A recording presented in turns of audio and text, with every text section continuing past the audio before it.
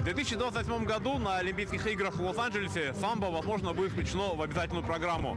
Ну а сегодня по этим ступеням на этот ковер поднимаются чемпионы игр «Дети Азии» и, возможно, первые чемпионы Олимпийских игр по самбо.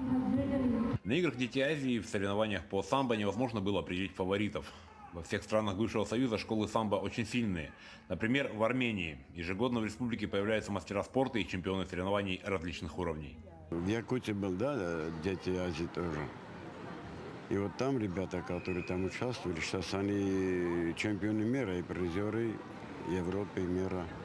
И вот здесь тоже есть ребята, которые они могут в 28 участвовать на этом Олимпийских играх.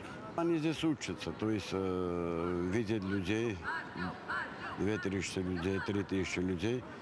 Они уже понимают, что это такое. Вот эта организованность уже показывает, что Олимпиада что будет. Они уже мечтают о Олимпиаде, уже им нравится вот это люди, ситуация. Они борются, и они знают, что им не хватает, и они добавляют, чтобы готовиться к Олимпиаде, серьезно.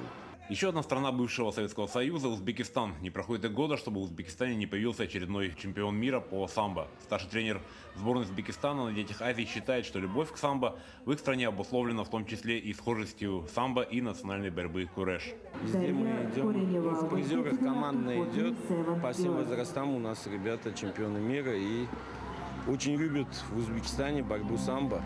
Борьба самбо у нас с самого начала, как самбо основывалась на национальных видах борьбы. У нас борьба кураж, и наши ребята с удовольствием уже начали заниматься борьбой самбо. Также у нас со стороны руководства, Министерства спорта большое внимание, Олимпийского комитета очень большое внимание. В Якутии школа самбо тоже считается сильной, и пусть сегодня на Детях Азии мы остались без медалей, в Республиканской Федерации считают, что будущее у этого спорта в Якутии есть. Сейчас тоже подрастают девочки хорошие.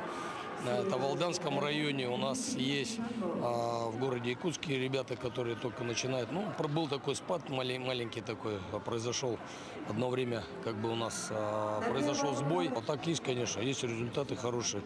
Я думаю, что мы в ближайшее время, я думаю, подтянемся в этом направлении, как Федерация самбо. Вот у нас сейчас намечается в сентябре турнир хороший. На призере Героя Рыжикова, всероссийский турнир. Мы же надеемся, что в 2028 году на Олимпийском пьедестале мы увидим лица, знакомые нам по играм «Дети Азии». Александр Хавренко, Джилустан Иннокентьев, Владивосток.